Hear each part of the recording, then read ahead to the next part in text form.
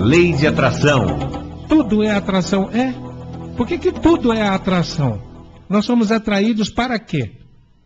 E nós atraímos o quê? Como eu disse, nós estamos querendo Deus. A fome de intimidade. Que às vezes a gente... É claro que o Eric Berne, que descobriu isso, e que formalizou desta maneira as 5 fomes, ele estava falando de coisas psicológicas. Mas ele não sabia que estava falando também de coisas espirituais. Que quando ele fala a fome de intimidade, é a fome que eu tenho de Deus. Mesmo que seja de Deus no outro. Entenderam? Mesmo que seja de Deus nas coisas. Deus transcendendo tudo. Certa feita no rádio, um cidadão me ligou falando sobre o Santo Daime. Então falamos bastante e tal, interessante. Depois ele foi para os aspectos mediúnicos que o chá do ayahuasca faz. E eu falei, olha, assim eu expliquei para ele da necessidade de transcender a dependência de qualquer coisa material. Ele disse, não, mas o cipó é isso, é aquilo, é espiritual, e e começou a discutir comigo. Eu deixei ele falar, fui fazendo algumas perguntas, e a última que eu fiz foi só o seguinte. Falei, olha, um dia você vai para o plano espiritual, e as suas conquistas você quer levar para a espiritualidade, não é isso? Mas é claro. Eu falei, pois é. E do lado de lá, onde é que você vai achar cipó? Onde é que você vai arranjar cipó no plano espiritual? Se a sua felicidade está no cigarro, como é que você vai encontrar tabacaria lá? Se está na droga, onde é que você vai encontrar boca no plano espiritual?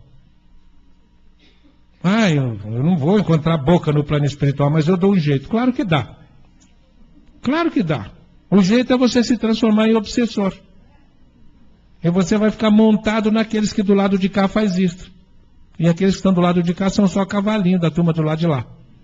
Bêbado a gente chama de caneco vivo. Tabagista a gente chama de piteira encarnada. E veja só, o outro lá é carreirinha, tal, etc. A turma está do lado de lá. Quando Paulo diz assim, o salário do pecado é a morte, o salário do pecado é a morte. Veja só, essa história do salário do pecado é a morte. Mais uma espécie de um hiatozinho para eu contar uma outra história. Houve uma época em que eu sofria com alguma coisa que me acontecia, que era eu sonhar com a morte das pessoas. Então eu sonhava com a morte de alguém, né? Como é que é seu nome? Sonhava com a morte do Gilberto e ficava, Deus do céu, Gilberto. Sonhava ou com o enterro do Gilberto, ou com uma missa de 7º dia, mas um sonho que me dava a noção de que o Gilberto ia morrer, era da morte do Gilberto.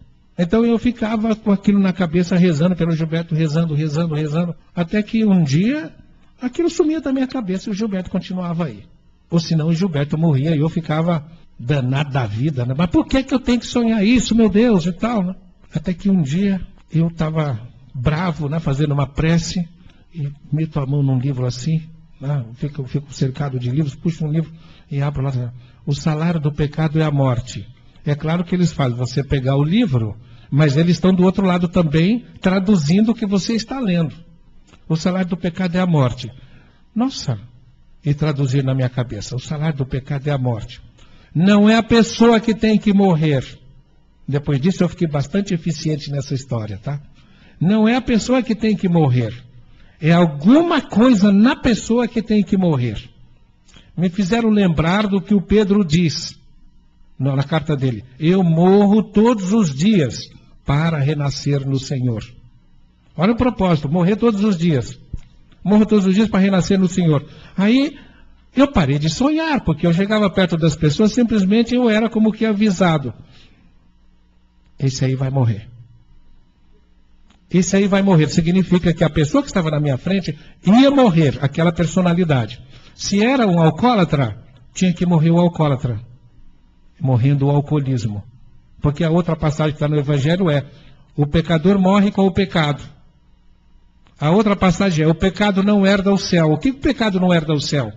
Não herda o plano espiritual superior. Fica no umbral. Todos os pecadores, todos aqueles que são escravos de alguma coisa que não seja o espiritual, ficam no umbral e vão ter que voltar para cá. Até que morra a negatividade. Percebe? Primeiro, toma consciência do lado de lá. Que quando passar para o lado de lá, o tabagista, por exemplo, só o tabagista, qualquer outro vício é a mesma coisa. Quando chega do lado de lá, nossa, um alcoólatra, um tabagista, um drogadito, na hora que morre, é uma coisa terrível. Quando morre, ele se afasta do corpo, sai do corpo, mas ele fica no plano espiritual, né, vendo o corpo dele, físico ali, e o ataque que as entidades inferiores fazem em cima do corpo dele, como se fossem urubus em cima de uma carniça.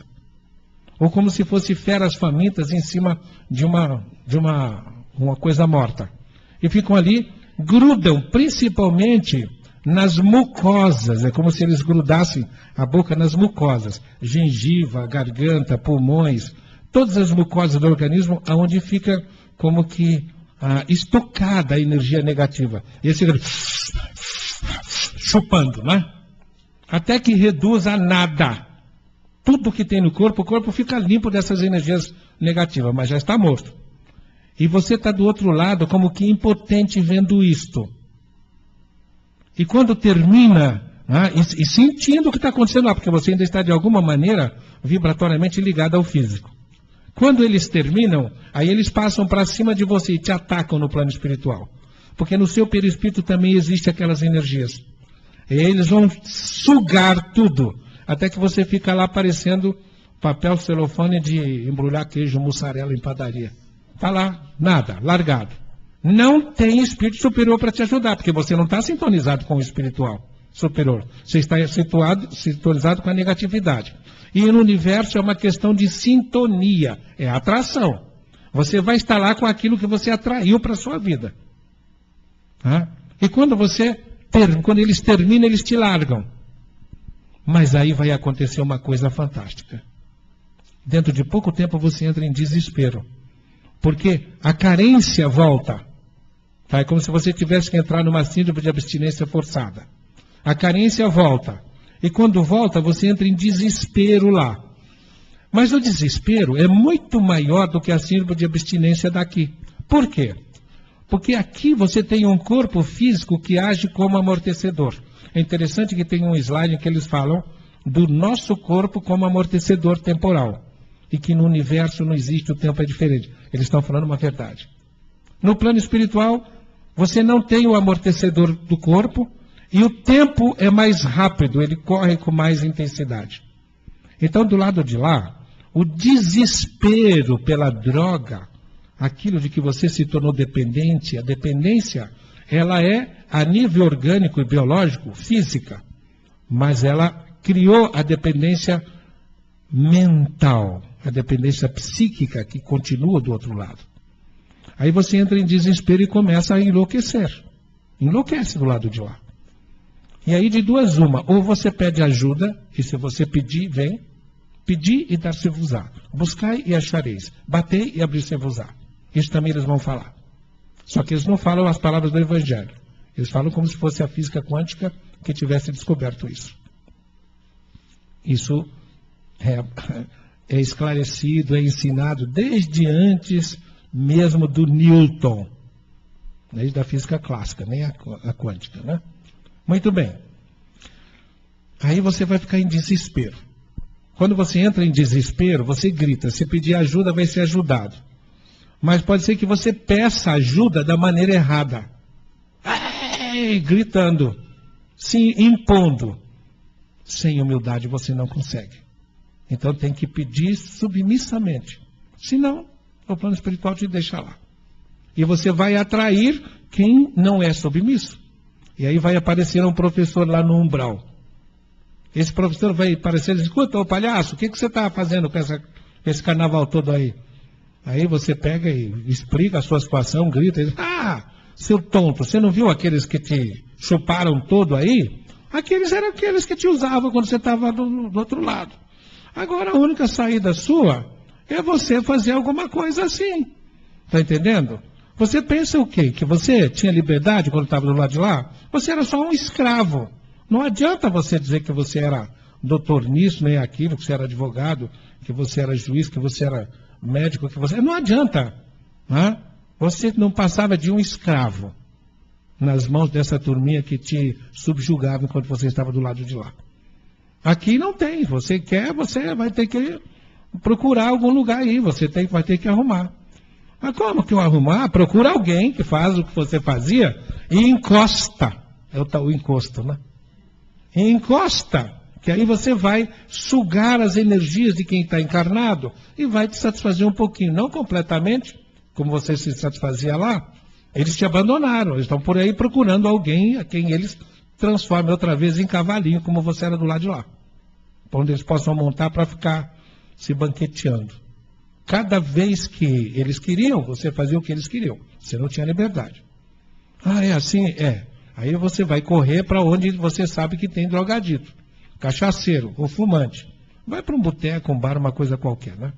E aí você chega perto de, vamos admitir, um tabagista, né?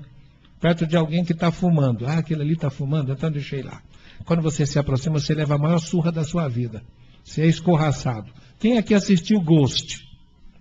Né? Ghost. Vocês lembram quando o camarada lá entra no vagão e o vagão tinha dono? Né? Não, você sai daqui que esse é meu. O vagão tinha dono. Os viciados têm donos. Tá? Tem ou um, ou dois, ou três, mas a turminha que está ali organizada para explorar aquele. E eles não abrem mão disto. A alcoólatra, por exemplo, é tão interessante que o alcoólatra é capaz de atravessar uma rua no meio dos carros e os carros não atropelam o alcoólatra. Os obsessores estão lá cuidando dele. Né? Ele passa lá, está assim, os obsessores estão cuidando dele. Aí você chega perto do fumante lá e leva uma surra, porque aqui está, sai daqui, seu palhaço, esse é nosso. E você sai. Vai ter que sair, você vai continuar com o seu desespero. Aí você vai gritar, aquele professor vai voltar. Escuta aqui, seu tonto, sua besta quadrada, sua anta. Você tem que criar o seu cavalinho. Você tem que criar o seu, né, satisfator, o seu satisfazedor da sua necessidade. Vai fabricar alguém, fabrica um fumante, senão você não tem. E aí o que vai acontecer? Você sai, ah, mas eu não vou fazer isso. Se você tem escrúpulos, eu não vou fazer isso. Aí você pede ajuda e vai embora. Você vai ser ajudado. Se você se esquece, você não foi treinado para pedir ajuda a Deus, aí você esquece, e o que vai acontecer? Você vai procurar, e você vê, como é que eu faço? Ah, como é que fizeram com você? Aí você descobre alguém que está no meio de uma turminha e alguém está lá falando, escuta aqui, ó, cara, se você não fumar, não vai fazer parte da gangue. Você não faz parte da turma. Afinal de contas, você é macho ou você é daqueles? Como é que é? Você é homem ou está desmunhecando? Qual é? Tem que ser... Né? E você vai lá e vai perto, se aproxima daquele garoto, vê que não tem ninguém perto, você vai lá e fala, fuma, é isso mesmo, você não vai fazer parte do grupo e não sei o quê. E aquele coitado já não está dono da vontade dele, porque você está do outro lado influenciando. De repente ele põe o cigarro na boca, tosse, desesperado, mas você fala, é assim mesmo, vai em frente, mostra que é macho, mostra que é homem. E de repente você está feliz da vida, porque você criou a sua piteira do lado de cá. Aí pode ser que você passe anos e anos e anos, mas está escrito que o salário do pecado é a morte, então o seu vai ter que acabar, o dele também. Né? Pode ser que anos e anos, aí um dia, pode ser que aquele garotão esteja no motel com a namorada, né? E vai fazer uma festinha, e você pode até tirar uma casquinha também, porque isso sempre acontece, né? Muitas vezes os caras pensam que são eles, mas são os obsessores. As meninas pensam que são elas, mas são as obsessoras. Né? E está do lado de lá, e depois da festa vem sempre uma sonolênciazinha, não é isso?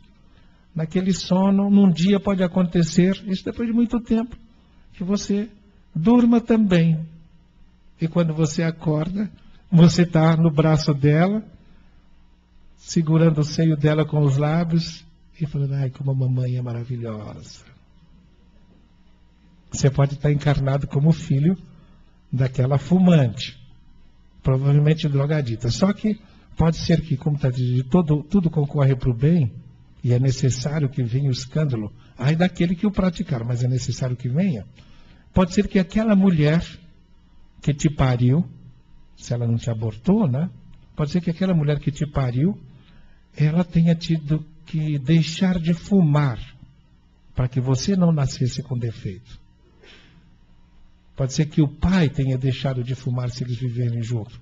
Aí você vai nascer com o quê? Com asma brônquica alérgica, com tuberculose infantil, com uma série de deficiências, com deficiência respiratória, com alergia generalizada, um monte de coisas. Por quê? Porque você atraiu. É também a lei de atração. Tá? Você atraiu isso. Aí você vai crescer sem poder nem sequer estar no ambiente onde tenha fumante. O que aconteceu? O salário do pecado é a morte. O pecado morreu, que é o fumo, o tabagismo. O pecador morre com o pecado. O que aconteceu? O fumante do passado vai morrer. Tudo concorre para o bem. Pode acontecer que os pais tenham deixado de fumar. E através da dor que você traz com o seu sofrimento, você vai procurar médicos, os pais vão estar atrás disso, então eles vão receber o esclarecimento que vai motivá-los a mudar de vida. Por quê? Vocês sabiam, por exemplo, Krishna. Sabe o que quer dizer Krishna? Krishna significa o grande atrativo, o grande atraente. Cristo também significa o ungido, mas significa mais profundamente aquele que atrai a todos. E Deus é o grande atrativo, o grande atrator. Então, a lei de atração está fundada nisto. Deus nos atrai para Ele. E nos atrai através de determinados procedimentos que vão nos fazer abrirmos os olhos e nos sintonizarmos de uma maneira tal que um dia estejamos com aquilo que o Cristo diz. Quando formos capazes de viver exatamente como Ele disse, nós vamos ter o que Ele prometeu: vida e